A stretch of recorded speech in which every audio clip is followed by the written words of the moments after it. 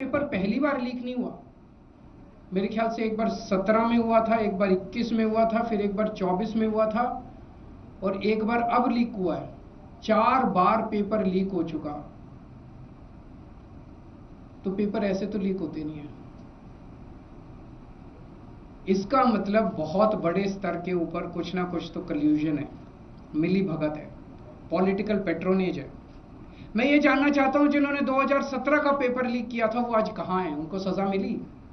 जिन्होंने 2021 का paper leak किया था उनको सजा मिली? जिन्होंने 2024 का पेपर लीक किया सबकी बेल हो गई, सारे बाहर हैं, सबको कह दिया गया अब अगले पेपर के लीक करने की तैयारी करो। और वो कर रहे हैं, पेपर लीक पे लीक, लीक पे। ये चल क्या रहा है इस देश के अंदर? और मैं पूरी जिम्मेदारी के साथ कहता हूं, सरकार चलाना कोई आसान काम नहीं है। सरकार चलाना बहुत मुश्किल काम है।